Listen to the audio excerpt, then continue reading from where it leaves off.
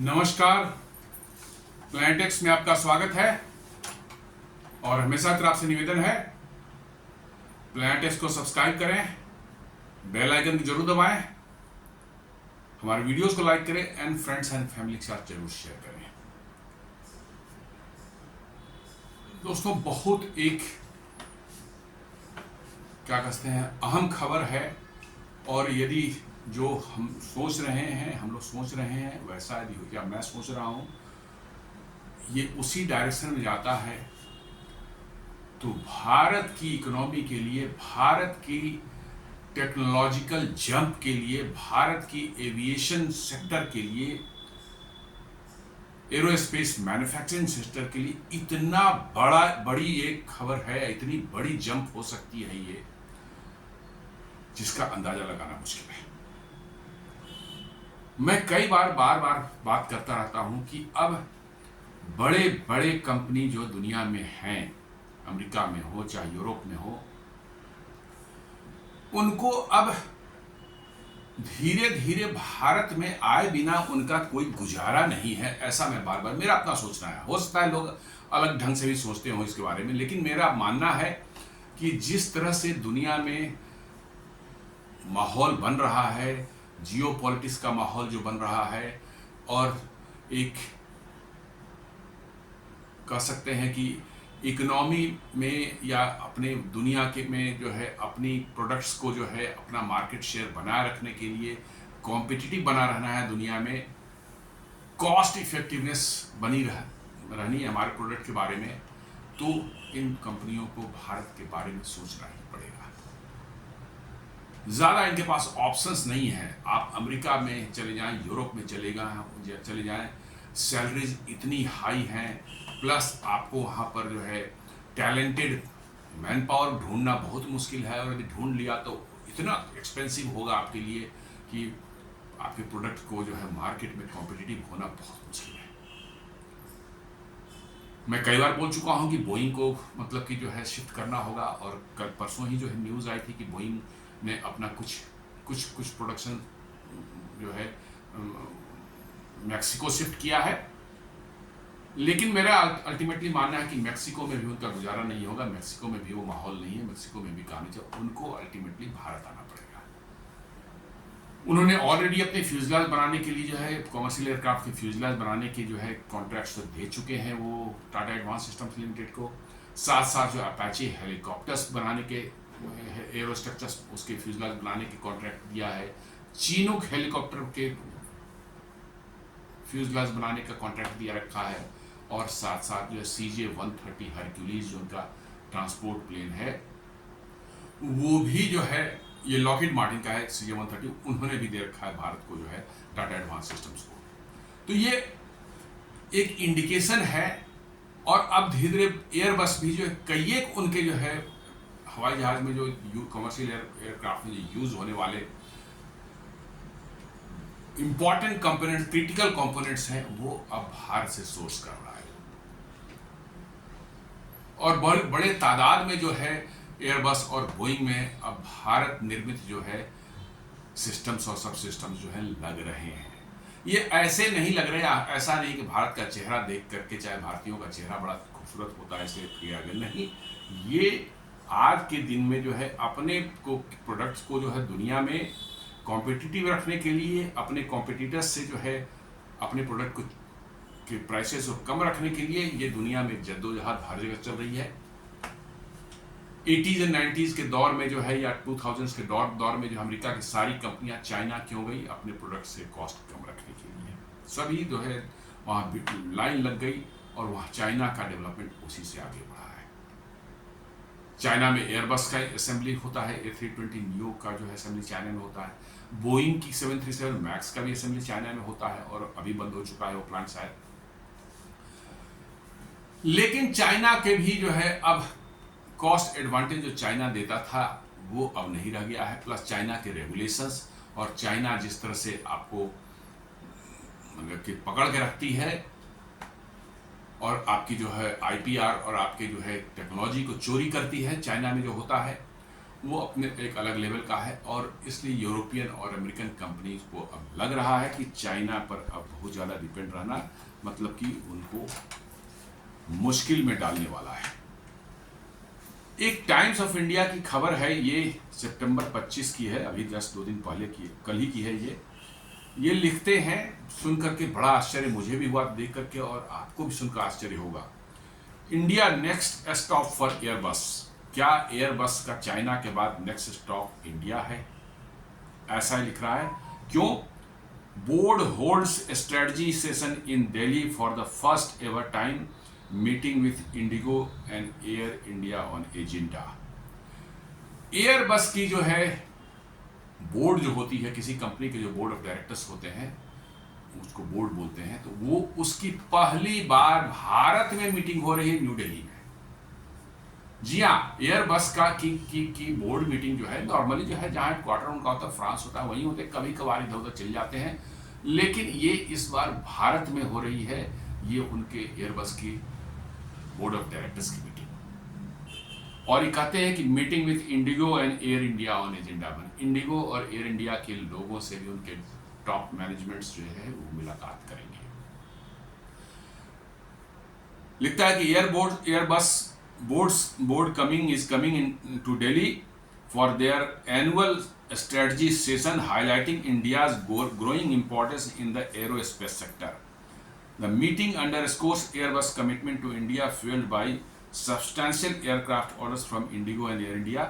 Airbus aims to deepen its collaboration with India suppliers and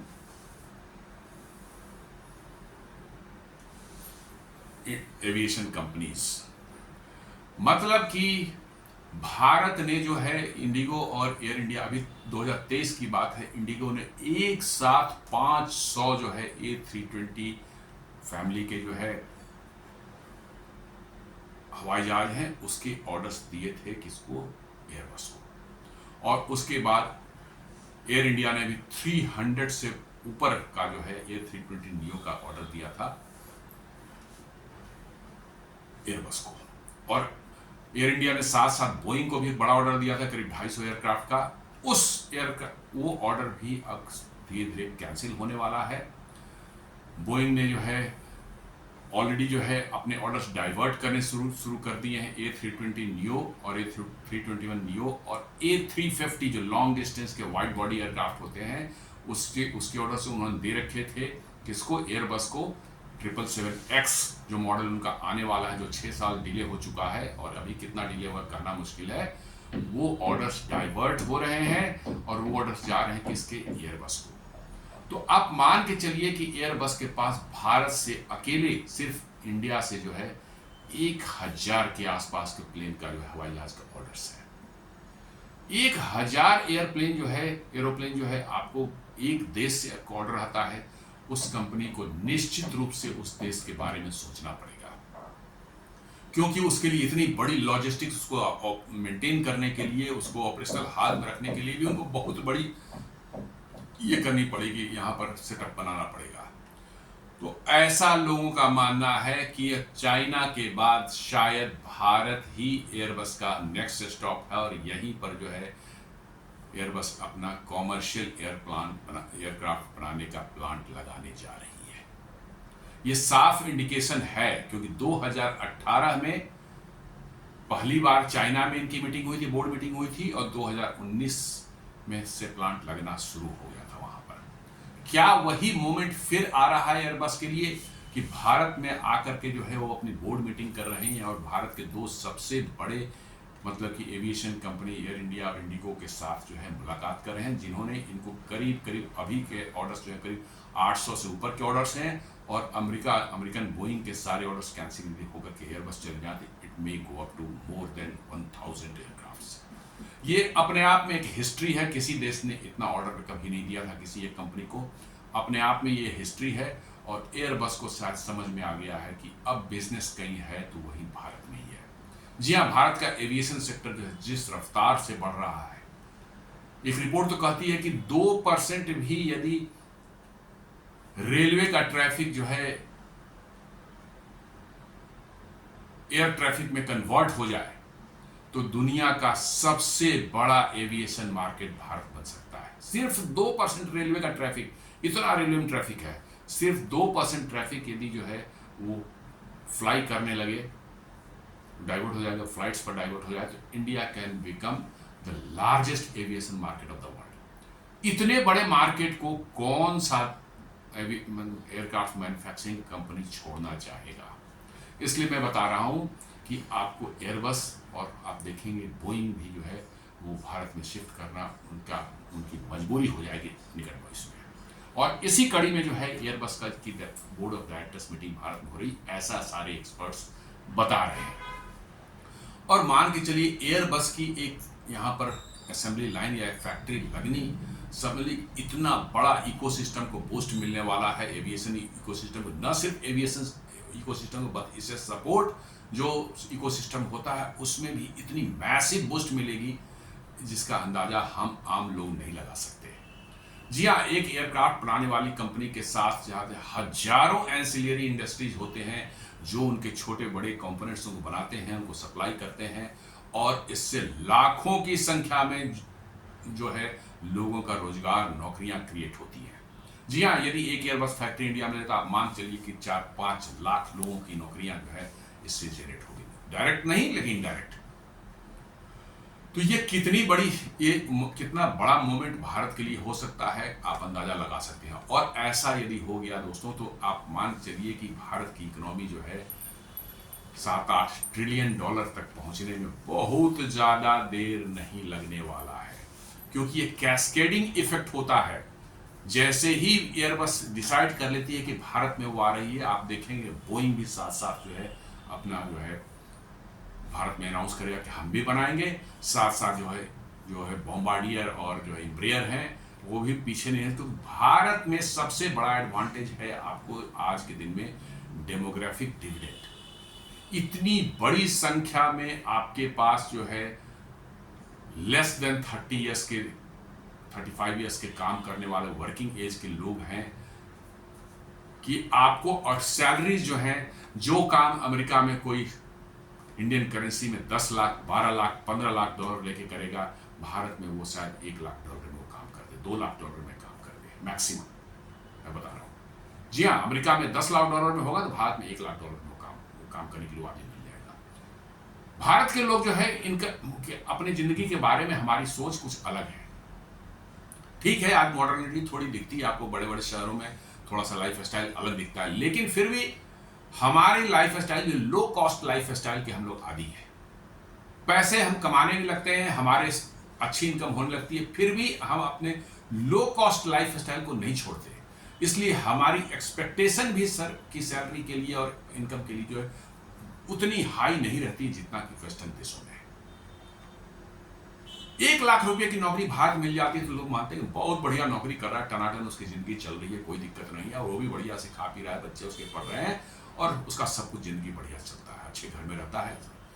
1 lakh यदि Indian currency के हिसाब से देखें तो 1000, सवा हजार, 1,88 डॉलर तो है करीब करीब, 1000 डॉलर से थोड़ा सा ज्यादा होगा। अमेरिका में तो उसको खाना तक नहीं जुटेगा। जी हाँ, अमेरिका में उसको खाना नहीं मिलेगा, 2 टाइम का भोजन नहीं मिल सकता उसको 1000 डॉलर में दोनों पूरे महीने। तो रहने और अच्छी जिंदगी जीने की तो बात छोड़ दिया, 1 लाख रुपए में तो यहाँ अच्छी जिंदगी दिल्ली, बॉम्बे जैसे शहरों में आराम से रह सकता है वो। तो हम लोग भारत में जो है लो कॉस्ट जिंदगी जीने के आदी हैं, and we know how to adjust in life.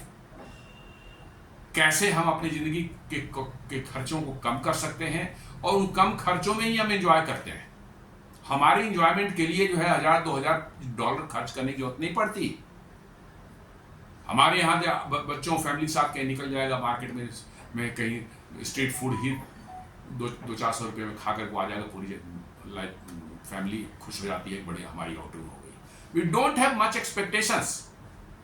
जिंदगी को हम लोग बहुत ज्यादा मतलब कि जो है एकदम एक्सपेंसिव बनाना, और पूरा एकदम एक जो है कि भाई इस लेवल की सर्विसेज नहीं मिलेंगी, इस लेवल का घर नहीं मिलेगा, इतनी महंगी गाड़ी मुझे नहीं मिलेगी तो हम नहीं जी सकते, ये हमारे अंदर है ही नहीं ये चीज। हम लोग तो बस इतना ही चाहते हैं कि भैया हमारी घर ठीक ठीक ठाक चले, बच्चों को पढ़ाई लिखाई हो, घर का खाना खाती चले, मकान हमारा ठीक ठाक हो जाए, गाड़ी एक छोटी सी हो जाए, उतने में ही खुश हम लोग हैं। और यही चीज़ ड्राइव करता है भारतीयों को कि कम पैसे में भी पूरा काम करने की वो जो गारंटी देते हैं वो दुनिया में कहीं नहीं है। आप यूरोप में चले जाएं, अमेरिका में चले जाएं, कहीं पर भी है, उतने कम पैसे में आपको उस क्वालिटी का वर्क आपको कोई नहीं देगा।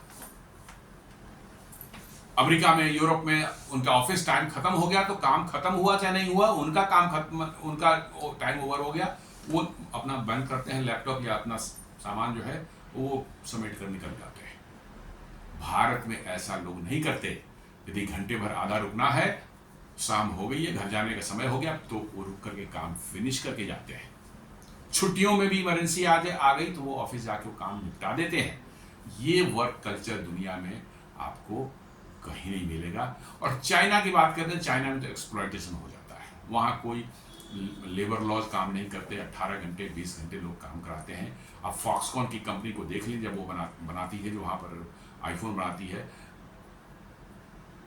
क्या हुआ था उस समय जब आपका जो है लॉकडाउन लगा था। वर्चुअली उनको कैद कर लिया गया था, डॉर्मेट्री अंदर बना रखा है कैंपस में, कई हजार लोग रहते हैं, 20-25 हजार लोग रहते हैं, उनको बाहर ही नहीं निकलने दिया जा रहा था। अंत में लोगों ने फेंसिंग तोड़ ताड़ के दीवार तड़प करके जो है भागना शुरू कर दिया, तब जाकर कंपनी उनको छोड़ा जाने दिया। तो वहां तो एक्सप्लॉयटेशन है।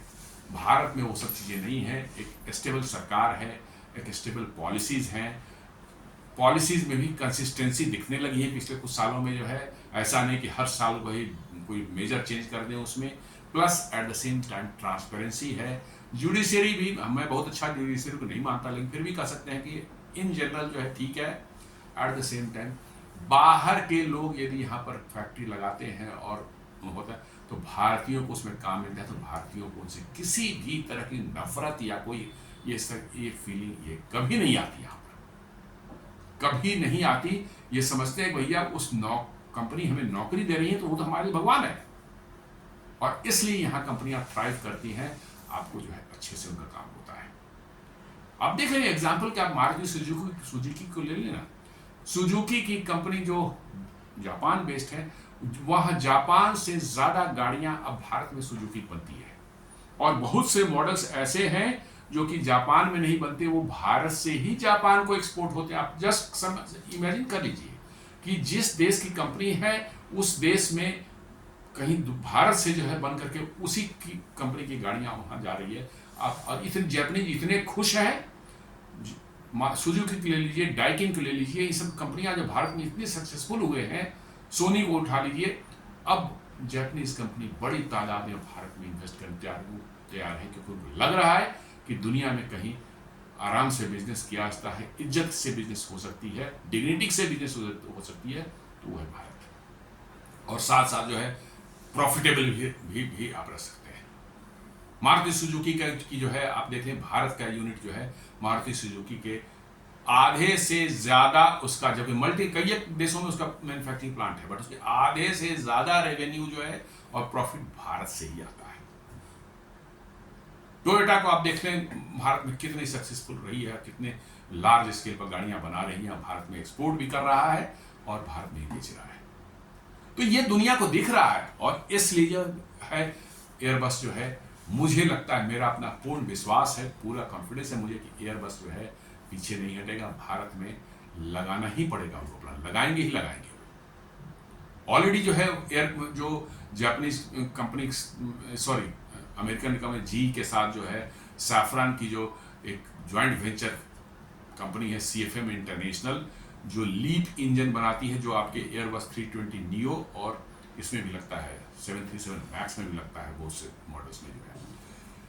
इसका MRO ऑलरेडी वो भारत में स्टैब्लिश कर चुके हैं, ऑलरेडी MRO स्टैब्लिश कर चुके हैं लीप इंजन की, जो कि बड़ी तादाद में आपके इसके जो है एयरबस A320 नियो वाले मॉडल्स में लाते हैं। तो ये क्या इंडिकेशन देता है कि अब एयरबस अपना धीरे धीरे मैन्युफैक्चरिंग और ये सब एक्टिविटीज भारत में जो है शिफ्ट करेगा, क्योंकि फ्रांस की इकोनॉमी डगमगा रही है अब वहां पर, और माहौल जैसा देख रहा है, जिस आपको दिख रहा है पिछले कुछ दिनों से कितने मैसिव प्रोटेस्ट, कितनी मार काट और कितने वायलेंस और मतलब आगजनी हुई है, आप अंदाजा नहीं लगा सकते। भारत में अभी भी बहुत स्टेबिलिटी है, रूल ऑफ लॉ भारत में अभी भी चलता है। इसलिए जो है एयरबस को लग रहा है कि अब भारत में जाए बिना जो है, पहुंचे बिना इसका गुजारा नहीं है। इसलिए ये जो मीटिंग रखी गई है ये इसलिए रखी गई है। न्यूज ये कहती है the board of Europe's largest aerospace company Airbus is meeting in Delhi this week for the first time for their annual off site strategy session. पहली बार जो है भारत में वो अपना एक उनके बोर्ड ऑफ डायरेक्टर्स का स्ट्रेटजी सेशन है, वो भारत में पहली बार हो रहा है। Such sessions are usually held in Europe or in countries with a large Airbus manufacturing base। जी हाँ, नॉर्मली ये यूरोप में ही कहीं पर होता है, किसी कंट्री में होता है, या वैसी जगह पर होता है जहाँ एयरबस का जो है बहुत बड़ा जो है मैन्युफैक्चरिंग बेस हो, उस देश में होता है। In 2018 the board met in China home to its A320 family aircraft assembly line. जी हाँ, 2018 में जो है ये वहाँ चाइना में इन्होंने मतलब मीटिंग की थी और वहीं से जो है चाइना में इन्होंने असेंबली प्लांट जो है शुरू किया था। तो क्या भारत में भी वैसा ही मोमेंट आने वाला है? मुझे तो ऐसा ही कुछ दिख रहा है कि एयरबस जो है अपनी मैन्युफैक्चरिंग फैसिलिटी जो है भारत में बनाने वाली है। और एयरबस ऑलरेडी एक प्रोजेक्ट में भारत में मैन्युफैक्चरिंग शुरू कर चुका है। आप लोग याद होगा ये मिलिट्री ट्रांसपोर्ट एयरक्राफ्ट जो है C295 जो है एक मीडियम कैपेसिटी बोले, स्मॉल कैपेसिटी वाली जो है, मतलब कि जो है लाइट कैपेसिटी वाली एयरक्राफ्ट जो है 9 to 10 टन लोड उठाने वाली जो है, कार्गो उठाने वाली एयरक्राफ्ट जो है, वो टाटा एडवांस सिस्टम के साथ में ऑलरेडी गुजरात के हाजीरा प्लांट में जो है बना रही है। और इसका अगले साल 2026 से इसका एयरक्राफ्ट बन करके जो है टाटा को मिलना शुरू ये वायुसेना को मिलना शुरू हो जाएगा। जी हाँ, ऑलरेडी जो है इन्होंने अपनी प्रोडक्शन जो है भारत में टाटा एडवांस सिस्टम साथ मिल करके शुरू कर दी है और वो प्रोडक्ट जो है बाहर निकल करके आने वाला है और अगले साल 2026 के स्टार्टिंग से जो है इंडियन एयरफोर्स को मिलना शुरू हो जाएगा। इसका मतलब है कि ऑलरेडी एयरबस पुश कर रहा है अपनी एक्टिविटीज को धीरे, और टाटा एडवांस सिस्टम के साथ उन्होंने जो है एक हेलीकॉप्टर बनाने का भी उन्होंने शुरू, जिसकी प्रोडक्शन शुरू हो गई है और उसकी हेलीकॉप्टर जो है भारत में और दूसरे देशों में यहाँ से एक्सपोर्ट भी हो सकती है। तो ये ऐसा महसूस हो रहा है कि सारी बातें जो हैं उसी डायरेक्शन में जा रही है कि एयरबस भारत में अपना एक बड़ा मैन्युफैक्चरिंग बेस, और वो भी कॉमर्शियल एयरलाइन का जो है कॉमर्शियल एयरक्राफ्ट का जो है ये शायद इस्टेब्लिश करने वाला है। एयरबस A320 नॉर्मली ये इसके हेडक्वार्टर जो है टोलूज फ्रांस में है। हालांकि इसके स्पेयर पार्ट्स जो हैं या इसमें जो लगते हैं सामान वो यूरोप के अलग देशों में बनते हैं, भारत में भी बनता है, चाइना में भी बनता है। अब इन्होंने A320 नियो का जो असेंबली प्लांट है उन्होंने चाइना में बना रखा है और फ्रांस में भी है। भारत में यदि बनता है तो ये इनका तीसरा प्लांट होगा और ये एयरबस के लिए मास्टर स्ट्रोक होगा बोइंग को इस क्षेत्र में पूरी तरह से मात देने के लिए। जी हाँ, बोइंग का भी एक चाइना में प्लांट है लेकिन वो बंद हो चुका है, किसी वजह से उसमें काफ़ी समस्याएं थी, प्रोडक्शन बंद हो चुका है। 737 मैक्स वहाँ असेंबल होता था और बोइंग बहुत बड़े ट्रबल से गुजर रही है। अभी जैसा उन्होंने मैक्सिको में अपने कुछ प्रोडक्शन शिफ्ट करने का जो प्लान बनाया था उस पर डोनाल्ड ट्रंप ने डायरेक्ट वहाँ उसके CEO को फ़ोन करके जो है समझिए कि हड़काया है कि मैं तुम पर ये टैरिफ लगा दूंगा, वो टैरिफ लगा दूंगा, इंडिया अमेरिका के बाहर बनेगा बोइंग तो बोइंग पर 200% टैरिफ लगा देंगे। और वो CEO ने अपने राष्ट्रपति को भी कह दिया कि आपको जो करना है करे, पॉलिटिकली आपका ये हो सकता है but business point of view से जो है मेरा डिसीजन वो सही है और हम वही करेंगे, जो बिजनेस हमारा रिक्वायर्ड, हमारे कंपनी के लॉन्ग टर्म इंटरेस्ट में जो होगा हम वही करेंगे। आपकी पॉलिटिकल कंपल्सन्स कुछ भी होगा, मागा क्राउड को आपको खुश करना है, अमेरिकन को ऐसे जो है राइट विंग अमेरिकन जो उनको खुश करना होगा अपनी अलग जगह पर है। मेरी कंपनी के शेयर होल्डर्स ने मुझे CEO बनाया है और मुझे अपने कंपनी को प्रॉफिटेबल रखना है, अपने बिजनेस इंटरेस्ट को देखना है, लॉन्ग टर्म हमारे इंटरेस्ट को देखना है बोइंग का। इसके लिए आपकी क्या कंपल्सन है उसका कोई वैल्यू नहीं है।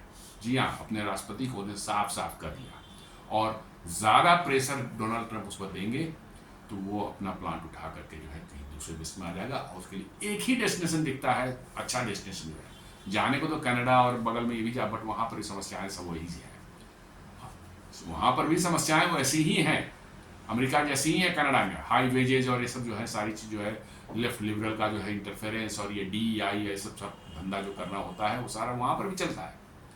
भारत में वो बड़े आराम से आकर अपना प्लांट लगा सकते हैं और दुनिया को यहाँ सप्लाई कर सकते हैं। एयरबस ने डिसाइड कर लिया तो आप मान चलिए कि उसके पीछे पीछे बोइंग का भी आना तय है। Made in Make in India push. The meeting comes at a time when the center is pushing aerospace company to expand local manufacturing under the Make in India initiative, as the Indian carriers have been ordering over 1,500 passenger and cargo aircraft. यदि सारा कुछ देख लिया जाए, cargo aircraft और passenger aircraft 1500 से ज़्यादा orders pipeline में हैं या आने वाले हैं। पैसेंजर एयरक्राफ्ट बताया कि इंडिगो ने 500 ऑर्डर्स दिए थे एयरबस को, और टाटा ने भी करीब 500, 250 इसको, 250 बोइंग को दिए थे। अब बोइंग वाले ऑर्डर्स भी इधर आ रहे हैं क्योंकि बोइंग सप्लाई भी नहीं कर पा रहा है, और बोइंग का जो अभी अहमदाबाद में क्रैश जो हुआ था वो साफ उसमें दिख रहा है कि इसमें बोइंग की डिजाइन डिफिशियंसी की वजह से एयरक्राफ्ट जो वो हुआ है, क्रैश हुआ है, क्योंकि उसके दोनों फ्यूल सप्लाई एयरक्राफ्ट दोनों इंजन के जो है कट ऑफ पाए गए थे। कैसे कट ऑफ हो गया, क्यों कट ऑफ हो गया, गॉड नोस। तो ये बहुत बड़ी डिजाइन डिफिशियंसी है कि आप ऐसा एक चीज रखते हैं कि पूरा एयरक्राफ्ट उससे गिर जाए तो जानबूझ कर भी कोई कर सकता है, और गलती से भी किसी का हाथ लग जाए कि भाई स्विच ऑफ हो जाए तो बस समझ लीजिए पूरा एयरक्राफ्ट जो है 250-300 लोगों की जान चली गई। तो इसके बाद बोइंग को बहुत बड़ा सेटबैक लगा है। अहमदाबाद एयरक्राफ्ट का बोइंग 787 ड्रीम लाइनर उनका फ्लैगशिप प्रोजेक्ट है, जी हाँ, सबसे प्रॉफिटेबल मतलब कि जो है प्रोडक्ट है उनका अभी फिलहाल, उस पर इतना बड़ा झटका लगा है, और इसलिए टाटा ने भी जो अब धीरे धीरे बोइंग से ऑर्डर शिफ्ट करने शुरू कर दिए। कहाँ? वाइड बॉडी एयरक्राफ्ट के बॉडी एयरक्राफ्ट का ऑर्डर्स A350 के ऑर्डर्स जो है देना शुरू कर दिया है एयरबस को। 50 एयरक्राफ्ट का ऑर्डर ऑलरेडी दे चुका है A350 के। A350 जो है एकदम बिल्कुल लॉन्ग डिस्टेंस के लिए और लार्ज नंबर ऑफ 350 से 400 पैसेंजर्स ले जाने के लिए दुनिया में one of the best aircraft माना जाता है, और उसके लिए लाइन लगी हुई है खरीदने के लिए। आपको इतनी आसानी से नहीं मिला, 3-3, 4-4 साल वेट करना पड़ रहा है। टाटा ने एयर इंडिया ने उसके लिए ऑर्डर दिया है उसको। बोइंग से ऑर्डर कैंसिल करके उनको ऑर्डर दिया गया है। आप समझ सकते हैं बोइंग को कितना बड़ा सेटबैक लग सकता है, और इसलिए 1500 एयरक्राफ्ट का जिस पैसेंजर और एयरक्राफ्ट का ऑर्डर जिस देश से जो है पैसेंजर और कार्गो एयरक्राफ्ट का ऑर्डर जिस देश से मिला हो, और मेजोरिटी जो है उसमें जो है एयरबस को मिला हो, आप अंदाजा लगा सकते हैं कि उस एयरक्राफ्ट की उस कंपनी की क्या सोच होगी इस देश के प्रति। उसको लग रहा होगा बिजनेस है तो यही है भाई, बिजनेस इतना बड़ा बिजनेस देने वाला कंपनी है तो ये तो बहुत बड़ा कस्टमर है, तो क्यों नहीं हम वहीं पर जाके प्लांट को बनावें और वहीं पर आसानी से उसको दें और दुनिया को भी वहां से बेचें। यही चीज जो है मैं बार बार कह रहा था, हमेशा कह रहा हूं कि अब दुनिया की बड़ी कंपनीज के पास दूसरा कोई उपाय नहीं है। दुनिया में वैसी कोई जगह नहीं है जहां वहां लॉन्ग टर्म तक वो सस्टेन कर पाए, वो देश भारत ही है। अभी भी यहाँ वेजेज बहुत कम है और निकट भविष्य में बहुत बढ़ने की भी संभावना नहीं। मैंने बताया कि भारतीयों का मिजाज ही कुछ ऐसा है कि उनको थोड़ी तनख्वाह मिल जाती है, उनके बाल बच्चे पढ़ने लगते हैं, फैमिली पढ़ने लगती है, उसी में खुश हो जाते हैं। उनको ज़्यादा फिर होना ठीक है। आज के समय में बड़े शहरों में कुछ देखते हैं भाग दौड़ लोग इस कंपनी छोड़ के उस कंपनी, बट मैं दूसरी कंपनी में जाते हैं, लेकिन बाय एंड लार्ज मैं बोलता हूँ कि भारतीय बड़े संतोषी हैं, और यही कारण है कि आज मतलब कि भारत में जो है जो कंपनियां आती हैं वो अच्छे से काम कर पाती हैं और लंबे समय तक सस्टेन कर पाती हैं। आप ऑटोमोबाइल देख लीजिए, अब हुंडई है, सुजुकी है, टोयोटा है, कितनी कंपनियां हैं, निशान है, सब जो है भारत में आकर के जो है मर्सिडीज भी बड़े और ऑडी वगैरह भी जो है बड़े पैमाने पर जो है अपने प्रोडक्ट से भारत में मैन्युफैक्चर कर रही है। अमेरिका में से बंद कर रहे हैं, वो रिफ्यूज कर रहे हैं प्लांट खोलने के लिए, बट भारत में वो प्लांट लगाना चाह रहे हैं, लगा चुके हैं और एक्सपेंशन करना चाह रहे हैं। वाई? उनको पता है कि भारत में जो है कम कॉस्ट पर आपको जो है बहुत ही अच्छे स्किल्ड लेबर मिल जाते हैं और वो काम करने को तैयार रहते हैं। कोई आपके ज़्यादा नखरे उनके नहीं होते। कुछ एक्स्ट्रा भी काम करना पड़ा उनको जो है उसके लिए कोई एक्स्ट्रा आपसे वेजेस नहीं मांगते। This is the advantage in India. ये 2023 का 2020 का ये है न्यूज़ है। IndiGo places largest ever order in aviation history, inks pact for 500 Airbus A320 new family planes. जी हाँ, ये है आपको न्यूज़ है 20 जून 2023 की क्या का ये है न्यूज़ है, 2023 का न्यूज़ है। 500 A320 नियो फैमिली का, जिसमें A320 है, A321 भी है, दोनों है। A321 थोड़े बड़े वाले होते हैं जो थोड़े ज़्यादा लंबे दूर तक जाते हैं, और A320 जो है 2-3 हज़ार 4,000 किलोमीटर जो है विद इन द कंट्री जो है फ्लाई करने वाली होती है। आसपास कंट्री जैसे गल्फ कंट्री हो गया, सिंगापुर हो गया, यहाँ तक बन जाते हैं। 500 प्लेन आज तक किसी एक कंपनी ने जो है नहीं दिया था एयरबस को ऑर्डर, 500 एट ए टाइम। और जैसा मैंने बताया कि इसके बाद जो है एयर इंडिया ने भी दिया था, 300 के लगभग में इन्होंने दिया था ऑर्डर एयरबस को, और 250 के लगभग में ऑर्डर दिया था बोइंग को। बोइंग के ऑर्डर भी अभी 10 शिफ्ट हो रहे हैं। तो आप मान चलिए कि भारत से एयरबस को करीब करीब 1000 पैसेंजर प्लेन्स की जो है ऑर्डर्स या तो उनके पास में अभी है या आने वाली है। 500, 300, 800 तो ऐसे ही कंफर्म्ड है। 200 और उधर वाले शिफ्ट हो जाए बोइंग वाले, तो मुझे लगता है कि 1000 एयरक्राफ्ट ऑर्डर एक सिंगल कंट्री से। This is huge. ये छोटा मोटा नहीं कर सकते इसको, और इसलिए मेरा मानना है कि बोइंग को एयरबस को इतने बड़े ऑर्डर्स को फुलफिल करने के लिए भी अलग प्लांट लगाना ही होगा कहीं ना कहीं, क्योंकि उनके एग्जिस्टिंग प्लांट से इतने ऑर्डर नहीं सप्लाई नहीं हो सकते। इसलिए ऐसा लगता है कि भारत में वो अपना मैन्युफैक्चरिंग यूनिट जो है, प्लांट जो बहुत जल्द लगाने वाले हैं। Airbus and Boeing eyes India's soaring skies. If 2% of 1.8 crore train users switch to flying, air market will double. जी हाँ, ये नंबर 1 हो जाएगा दुनिया में। Per capita air travel remains low in India at mayor 0.12। जी हाँ, पर कैपिटा जो है 0.12 है एयर ट्रेवल का भारत में, जबकि चाइना में है ये 0.46। Says Remi Maillard, Airbus India and South Asia chief. सिर्फ 2% एयर वहाँ से शिफ्ट हो जाए रेलवे से जो है एयरक्राफ्ट एयरलाइन पर जो है हवाई जहाज पर जो है, आप ये दुनिया के नंबर 1 एविएशन मार्केट बन जाएंगे। इतनी बड़ी पोटेंशियल है भारत में, और जैसा देखने में आ रहा है कि बहुत तेजी से अब नए नए एयरपोर्ट्स, छोटे छोटे एयरपोर्ट्स खुल रहे हैं देश में। अभी बिहार में ही मैंने देखा था, देवघर में कुछ साल पहले खुला था, दरभंगा में खुला है, अभी जस्ट एक हफ्ता पहले पूर्णिया में खुला है। जो बिहार में सिर्फ एक एयरपोर्ट पटना में हुआ था, आज यहाँ पर 5-5 एयरपोर्ट फंक्शनल है। तो आप समझ सकते हैं कि धीरे धीरे एविएशन मार्केट इंडिया का बढ़ रहा है।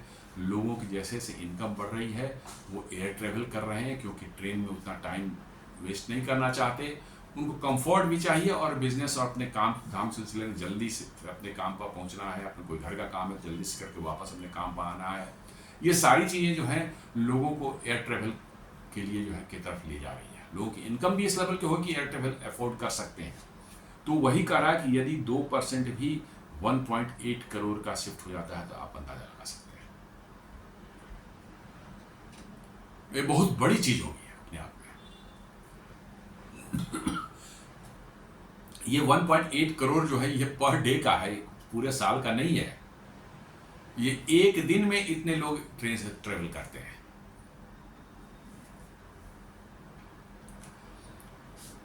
तो एजेंडा क्या है इनका? फर्स्ट एवर जो है भारत में जो विजिट कर रहे हैं और बोर्ड मीटिंग कर रहे हैं, उसकी क्या है? Along with top government officials, Airbus board members will meet executive from IndiGo and air India. जी हाँ, गवर्नमेंट के सारे टॉप ऑफिशियल्स, मिनिस्टर्स से भी मुलाकात उनकी होगी, और साथ साथ जो है वो Airbus board members will meet executives from IndiGo and air India, जो कि इनके दुनिया के सबसे बड़े कस्टमर्स में से एक हो जाएंगे कुछ दिनों में जो है। जी हाँ, ये दुनिया के सबसे बड़े कस्टमर्स हो जाएंगे कुछ दिनों में एयरबस के जो है, जितने एयरक्राफ्ट का ऑर्डर ये दे चुके हैं।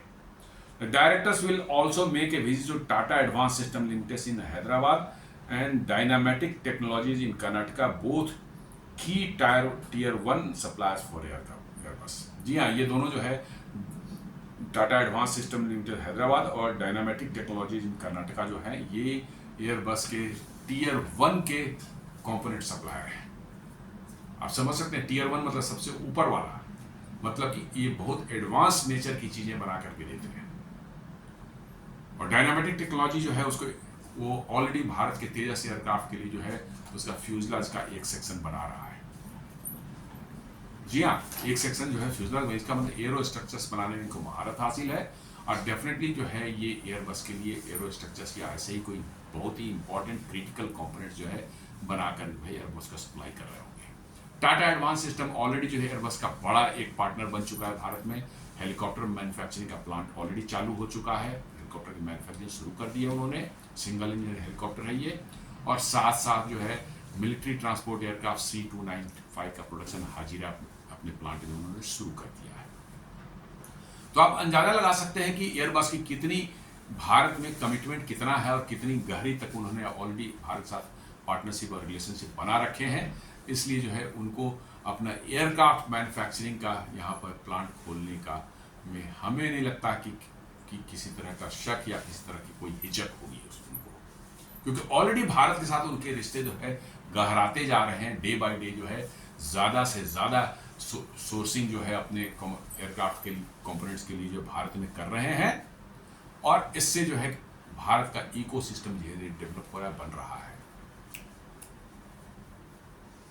इससे भारत का इकोसिस्टम बन रहा है, और एविएशन में इकोसिस्टम एक बार बन जाता है तो आप समझ लीजिए कि बहुत बड़ा एक इकोसिस्टम क्रिएट होता है। और इसके साथ ज़्यादा हजारों के संख्या में एंसिलरी इंडस्ट्रीज तैयार हो जाती हैं जो इनको सप्लाई कर, कोई लाइट सप्लाई करता है, कोई इलेक्ट्रिकल केबल सप्लाई करता है, कोई सीट सप्लाई कर रहा है, कोई टायर सप्लाई कर रहा है, कोई मतलब कि जो है लाइट्स और अंदर में एयर कंडीशनिंग इक्विपमेंट सप्लाई कर रहा है।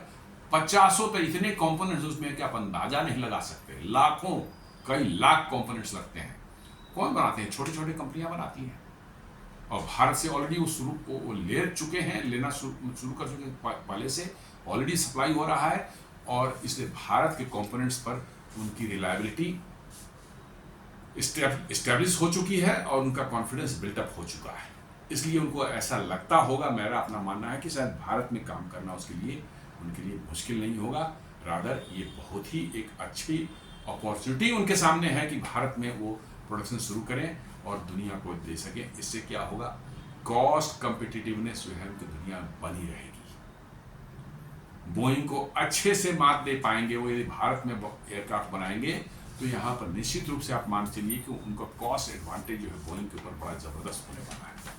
और इसलिए जो है मुझे लगता है कि एयरबस शायद उनकी टीम यहाँ इसीलिए आ रही है। वो कहते हैं कि we continue to further integrate India into our global value chain. जी हाँ, एयरबस का मैंने ये कर रहा है, स्पोक्स पर्सन बोल रहा है ये कि we continue to further integrate India into our global value chain, मतलब उनके ग्लोबल सप्लाई चेन जो है उसमें भारत को इंटीग्रेट करने का वो काम कर रहे हैं और ये तेजी से बढ़ रहा है। This visit will serve to reinforce our commitment cementing Airbus role as a reliable partner of India. ये कह रहे हैं कि ये जो हम लोग वो काम करते रहेंगे इंडिया को वैल्यू चेन में इंटीग्रेट करने के लिए, और साथ साथ जो है कह रहे हैं कि हमारा जो कमिटमेंट है भारत में, मतलब कि जो है भारत के साथ अपना जो है वैल्यू चेन में भारत को इंटीग्रेट करने का अपना कमिटमेंट है, और भारत को अपने एयरक्राफ्ट मैन्युफैक्चरिंग प्लान में इन्वॉल्व करने का जो एक हमारा कमिटमेंट है वो कंटिन्यू रहेगा। And Airbus role as a reliable partner of India and Airbus spokesperson said as quoted by ET. वो कहने का मतलब है कि भारत के साथ पूरी तरह से इंटीग्रेट होना चाहते हैं और भारत को अपने वैल्यू चेन में और ज़्यादा जगह देने की कोशिश कर रहे हैं। ये साफ इंडिकेशन है दोस्तों कि देर सवेर जो है एयरबस की जो है कॉमर्शियल एयरक्राफ्ट के मैन्युफैक्चरिंग के का जो प्लांट है वो भारत में आना ही आना है। इतने बड़े बड़े ऑर्डर को आप वो चाइना और सिर्फ वहाँ से सर्व नहीं कर सकते, उनको तीसरा प्लांट चाहिए ही चाहिए, और उनके लिए मोस्ट सुटेबल जगह यही है, चूंकि सबसे बड़ा ऑर्डर भारत से ही है।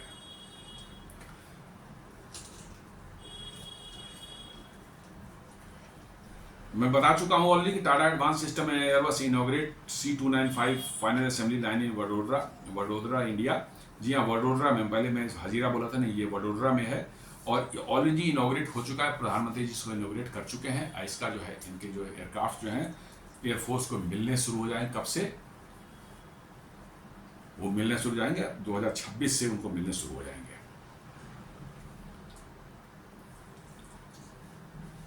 एक और न्यूज ये बता रहे हैं, मई 27 की है ये, Tata Airbus to set up India first private helicopter assembly line in Karnataka. जी हाँ, ये टाटा एडवांस सिस्टम लिमिटेड ने Airbus are jointly establishing India first private helicopter assembly line in Karnataka. The Airbus H125 will be assembled at Kolar with operation commencing in 2026. This makes India the fourth country to host such a facility. The plant aims to produce 10 helicopters annually initially. तो ये बता रहा है कि भाई already Karnataka में एक plant लग रहा है एयरबस के साथ कोलैबोरेशन में जो है टाटा एडवांस सिस्टम साथ में, और वो क्या बनाएंगे, वो H125 जो सिंगल इंजन हेलीकॉप्टर है वो बनाने वाले हैं, और ये इसका प्रोडक्शन इसका जो 2026 से स्टार्ट हो जाएगा। प्लांट अंडर कंस्ट्रक्शन है और 2026 से इसका प्रोडक्शन स्टार्ट हो जाएगा। और न सिर्फ भारत में ये सप्लाई करेंगे, बट भारत के साथ साथ जो है ये बड़े तादाद में, चूंकि ये बहुत ही उनका पॉपुलर हेलीकॉप्टर है, सिंगल इंजन हेलीकॉप्टर है, छोटे छोटे यूजर्स जो लाइट यूज के लिए जिसका इस्तेमाल होता है, ये दुनिया में पूरी दुनिया में बिकती है। तो भारत से जो हेलीकॉप्टर से ये वो बना के एक्सपोर्ट करेंगे, तो ये अपने आप में बड़ा बने हुए है। The Tata advance system limited and European aerospace major Airbus are jointly establishing India first privately led helicopter assembly line in Karnataka with the Airbus H215 set to be assembled at a newly developed site in Kolar district. Government sources told that the TASL has acquired 7,40,000 square feet of industrial land in the Vemagal industrial area near Bengaluru, with the company is establishing a fully integrated facility covering manufacturing final assembly of the helicopter. तो ये already काम चल रहा है और 2026 से start हो जाए। तो ये अपने आप में बहुत बड़ी न्यूज है कि भाई भारत में बाहर की कंपनी एयरबस का जो है बहुत पॉपुलर जो है हेलीकॉप्टर मॉडल है वो भारत में असेंबल होगा और यहाँ से सप्लाई होगा। दुनिया में ऐसे 3 और जगह जो ये हेलीकॉप्टर बनाने की फैसिलिटी है, भारत ये चौथा उनके लिए होगा। तो जी ये अपने आप में साफ बता रहा है कि धीरे धीरे जो है एयरबस जो है भारत के एविएशन क्षेत्र में जो है, एविएशन सेक्टर में जो है अपनी पैठ या अपना प्रेजेंस जो है बढ़ाते जा रहा है, और उनको भारत में एक बिजनेस अपॉर्चुनिटी दिख रही है कि भारत से कंपोनेंट सोर्स करना, यहां पर हेलीकॉप्टर से एयरक्राफ्ट को मैन्युफैक्चर करना, और न सिर्फ भारत में बेचना बट भारत के बाहर भी सप्लाई करना, ये सारी चीजें उनको दिख रही हैं कि ये कितना भारत में करना कितना आसान और कितना प्रॉफिटेबल है और कितना रिलायबली आप कर सकते हैं। आज से 20 साल 25 साल पहले जो बहुत से जो है आपको मतलब कि रेगुलेटरी हर्डल्स वगैरह हुआ करते थे, भारत में प्लांट लगाना तो ये परमिशन वो परमिशन, आजकल बहुत कम हो गया है, बहुत ही मिनिमल कह सकते हैं हो गया है। आप बड़े आराम से परमिशन आपको मिल जाती है प्लांट लगाने की। आप प्लांट लगाइए। इंफ्रास्ट्रक्चर आज भारत का इंफ्रास्ट्रक्चर जो है खासकर रोड, रेलवेज, एयर मतलब ट्रेवल या इन सब चीज़ें, इलेक्ट्रिक सप्लाई, आप कुछ भी देख लें, आज से 30-35 साल या 20-25 साल पहले से जो है आप कंपेयर करेंगे तो रिमार्केबल चेंज आया। जी हाँ, आज भारत के छोटे छोटे टाउन्स में भी जो है 24 घंटे बिजली आती है, 20-22 घंटे 23 घंटे बिजली आती है। छोटे छोटे शहर टाउन भी जो है वो एक्सप्रेसवे के आसपास से जुड़ गए हैं, नहीं जुड़े हैं तो एक्सप्रेसवे से उनका शानदार लिंक माने रोड है और वो आधे घंटे में उस एक्सप्रेसवे पहुंच सकते हैं और हजारों किलोमीटर की डिस्टेंस जो है वो 5-6 घंटे 7 घंटे पूरा कर लेते हैं। जी हाँ, अब भारत में भी जो है लॉन्ग डिस्टेंस ड्राइव लोग करके जो है दिल्ली से पटना आ जाते हैं, दिल्ली से लखनऊ चले जाते हैं, दिल्ली से बॉम्बे चले जा रहे हैं। क्यों?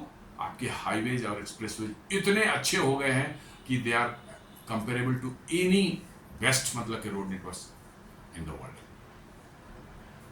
रेलवेज को आप देख लें, जो है रेलवे में भी एक्सपेंशन हो रहा है, जहां डबल लाइन्स थी वहां ट्रिपल या क्वाड्रुपल हो रहा है। मिशन रफ्तार के तहत जो है रेलवे की जो एग्जिस्टिंग जो है नेटवर्क है उसकी स्पीड बढ़ाई जा रही है, 160 किलोमीटर तक की जा रही है। बुलेट ट्रेन का प्रोजेक्ट जो है अहमदाबाद दिल्ली मुंबई भी चल रहा है, वो चालू हो जाएगा तो 7-8 बुलेट ट्रेन के और भी प्रोजेक्ट जो है जो पाइपलाइन में है उन पर भी हो सकता है काम शुरू हो जाए। तो कहने का ये सेंस है कि ये पूरा का पूरा आप देखेंगे भारत का पूरा इंफ्रास्ट्रक्चर रिवैम्प हो रहा है, बच्चों की पूरी तरह से रिवैम्प हो रहा है। और ये आज से 25-30 साल पहले जो था वो अब नहीं है, बहुत डिफरेंट मतलब कि इंफ्रास्ट्रक्चर आपको भारत में अब देखने को मिलता है, क्योंकि इतने काम किए गए पिछले कुछ सालों में, वो सब अब दिखने लगे हैं और उसका फायदा लोगों को, यहाँ के उद्योग धंधा करने वाले लोगों को, बिजनेस करने वाले लोगों को मिलना शुरू हो गया है। तो ये इंफ्रास्ट्रक्चर ही तो सबसे बड़ा बॉटलनेक था, लॉजिस्टिक कॉस्ट ही सबसे बड़ा बॉटलनेक था भारत के प्रोग्रेस का, और उसको सरकार ने कम करने के लिए काफी काम किया पिछले कुछ सालों में।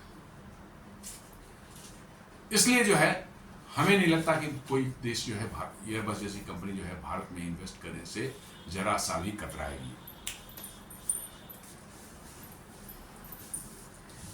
साथ साथ भारत जो है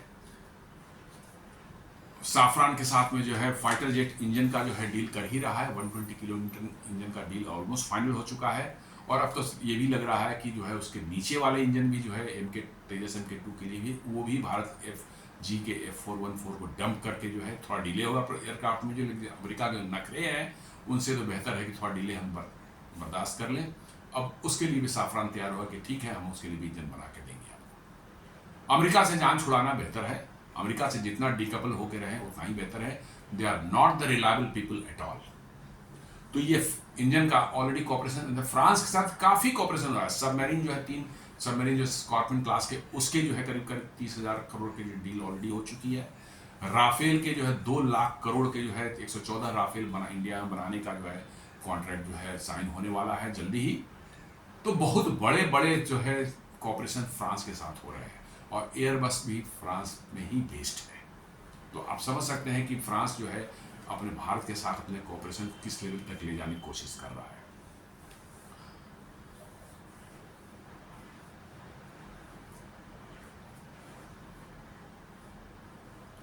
तो दोस्तों, ये आपने देखा किस तरह से जो हमने बात की, पिछले 40-50 मिनट जो हम लोगों ने बात की है कि किस तरह से एयरबस जो है उनकी बोर्ड ऑफ डायरेक्टर्स की टीम जो है वो भारत आ रही है। पहली बार भारत में जो है अपने बोर्ड की मीटिंग करेंगे। गवर्नमेंट के बड़े बड़े ऑफिसर से जो सिविल एविएशन से जुड़े हुए हैं, मिनिस्टर्स हैं, हो सकता है प्राइम मिनिस्टर से भी मुलाकात हो, कह नहीं सकता मैं। और साथ साथ जो है इंडिगो और एयर इंडिया के जो टॉप एग्जीक्यूटिव्स हैं उनसे भी उनकी मीटिंग होनी है। ये कुछ ना कुछ तो इंडिकेट कर रहा है कुछ बड़ा होने जा रहा है। जी हाँ, ऐसा लग रहा है कुछ बड़ा होने जा रहा है। तो दोस्तों, ये था हमारा एक विश्लेषण आज पर इस सब्जेक्ट पर कि कैसे एयरबस की टीम जो है भारत आ रही है, और भारत में जो बोर्ड मीटिंग उनकी होने वाली है इस हफ्ते में जो है।